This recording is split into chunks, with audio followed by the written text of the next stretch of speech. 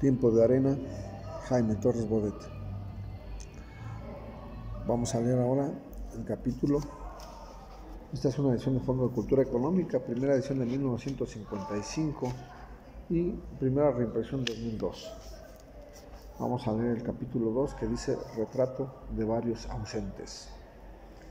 A fuerza de apuntes y de iniciaciones, la cubierta de mi pupitre había ido adquiriendo un aspecto de carta de marear.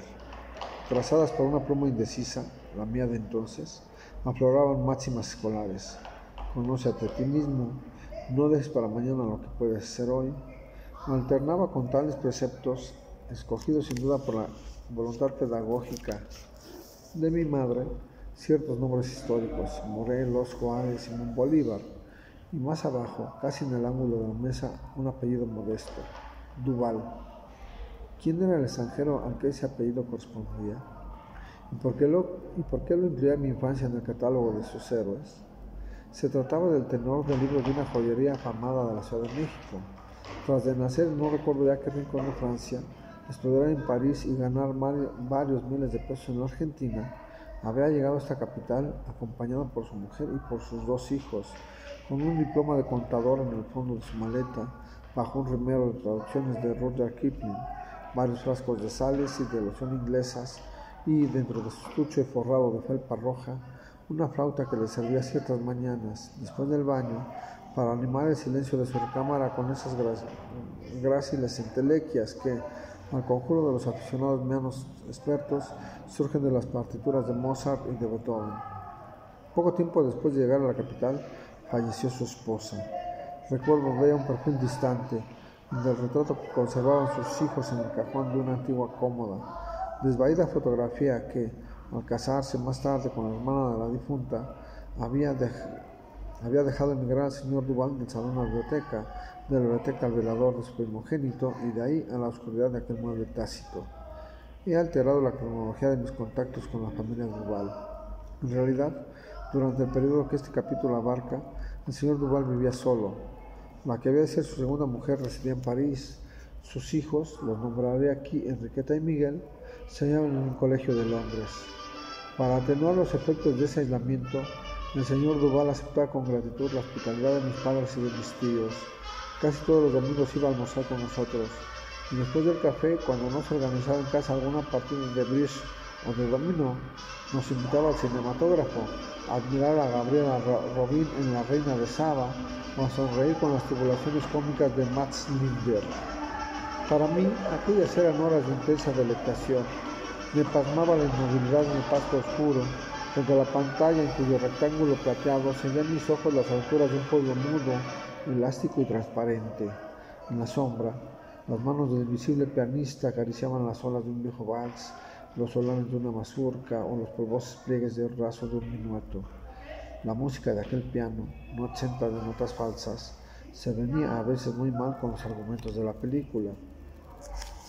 La amistad entre mi familia y el señor Duval se hizo tan estrecha que éste decidió instalarse cerca de nuestra casa, en un departamento de la calle de Independencia. Aquella proximidad me dio pronto ocasión de ir a visitarle los domingos por la mañana. Mientras él se vestía para llevarme a pasear a Chapultepec, me asomaba yo por el balcón al patio interior. Habitaban en el mismo inmueble 2 o 3 solterones empedernidos, un profesor de baile, veneciano de origen, de cuya cocina salían, junto con trozos de barcarolas, asoleados olores de queso y de tórtolas con polenta, y una mujer tapatía, delgada, alegre, segunda tiplé del principal, a quien visitaban señores de edad provecta y que, entre las jaulas de sus canarios y las romanzas de su fonógrafo, vivía una vida sin objeciones, sin prisas y sin corsé.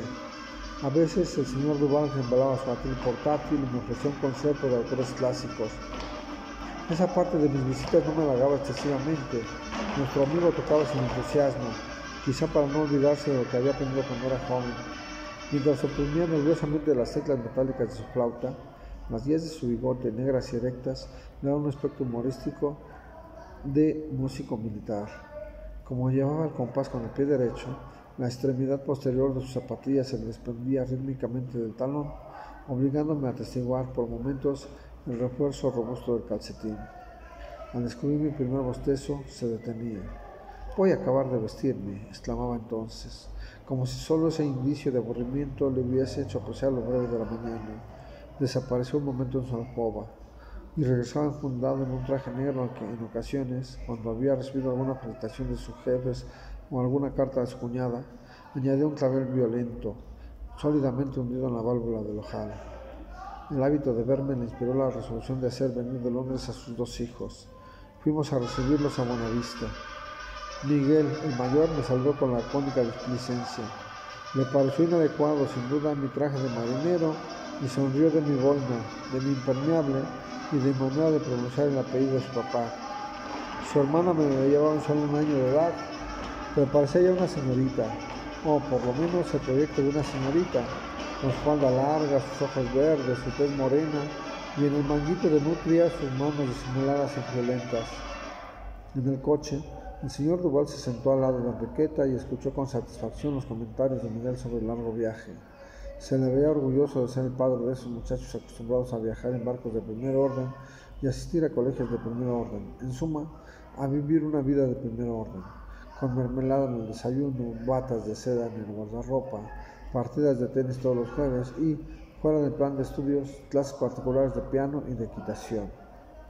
Para eso trabajaba él de las 8 a las 19 horas todos los días, frente a aquel escritorio en que me gustaba, cuando iba a verle a la joyería, a buscar las plumas largas y negras con que sus manos acumulaban cifras y cifras sobre el papel resonante de los registros, para que Miguel llamase a la avena Porridge Weekend a los sábados por la tarde. Más que todo, para que le escribiese a Enriqueta esas cartas encantadoras que él recibía de Londres cada semana y que, aprovechando un paréntesis musical, solía enseñarme ciertos domingos, con un sentimiento que se mezclaban en proporciones que no discernía mi impaciencia, la nostalgia de un padre crédulo y las autográficas asechanzas de un catedrático riguroso.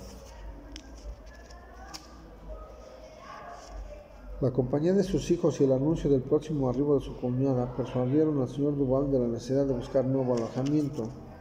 Lo eligió en la colonia Roma, una casa moderna, en cuyas habitaciones no tardaron en alinearse todos los muebles que había adquirido al llegar a México y que, desde la muerte de su primera esposa, yacían en una bodega de Peralvillo. La alegría con que Miguel y Enriqueta ambulaban entre esas camas y esos armarios no era tan honda como mi gozo. Con pretexto de auxiliarles, fui a pasar con ellos tardes sentado junto a los tapiceros y los pintores que había congregado la timidez del señor Duval. El olor del barniz reciente, del yeso fresco, el golpe de los martillos y hasta el chirrido de los punzones y de las sierras formaban en torno nuestro un conjunto extraño. Aunque menor que Miguel, Enriqueta se oponía a mis consejos con mejor táctica. A veces discutíamos largamente en qué pared convendría colgar tal cuadro, en qué rincón de la sala se abriría de manera más convincente determinado biombo, o en qué lugar del vestíbulo debía reinar cierta mecedora. Desdeñoso con nuestras indecisiones, Miguel iba a buscar en silencio el único mueble que le gustaba, un enorme sofá tapizado de seda de color rosa, sobre el cual se extendía de largo a largo a leer una eterna novela de Conan Doyle. La merienda le arrancaba difícilmente del mundo lleno de brumas y gendarmes a que sus lecturas detectivescas lo transportaban. Volvía a nosotros como de un sueño, y su padre tenía que presentarle 2 veces la cafetera, antes de que acertase a verter en su taza aquel líquido delicioso que, por lo negro y por lo bien hecho, le recordaba sin duda algún crimen no descifrado por Sherlock Holmes.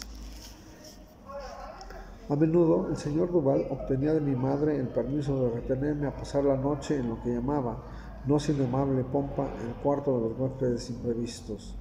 Noches magníficas, esas en las que nada importante podía ocurrirme y que, sin embargo, por lo variable de mi carácter y lo rutinario de mi niñez, me conmovían como un peligro, me seducían como un paseo y me alarmaban como un examen.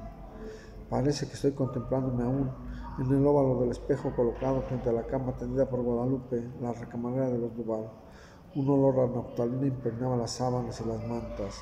Sobre la mesa de noche, coja de nacimiento, el menor paso desde la calle, la más leve trepidación del tranvía, hacía resonar la botella y el plato de una soberbia polca de vidrio azul.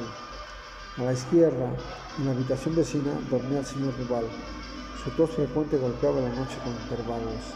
Del otro lado del comedor, del corredor, en las alcobas de enfrente, Miguel leía. Por las rendijas de la puerta, el brillo de su lámpara deslizaba una luz delgada, puntiaguda y sangrienta como un pastel. A la derecha se dilataba un misterio vago, que nacía del vestíbulo solitario, que encañonaba el cubo de la escalera y luego, ya en la despensa, temía romperse contra los ecos que prolongaba la servidumbre, enfocando en la vara a esa hora los platos y los cubiertos de la merienda. Poco a poco, el silencio iba adueñándose de las provincias últimas de la casa. Qué lejos me sentía yo de mí mismo, de mis costumbres y del mundo pacífico de mi hogar. Me decidía a cerrar los ojos. Unas estrellas amarillas, cárdenas, verdes se encendían bajo mis párpados. Sin saber de qué modo ni en qué minuto, la conciencia se me borraba. Un zumbido lejano me ensordecía.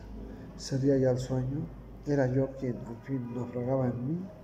Bien, aquí concluye la parte 2 de este libro, Tiempo de Arena, Memorias de Jaime Torres Bodet. Gracias por leer y gracias por compartir el contenido del Ajolote Ilustrado. Continuamos. Hasta pronto.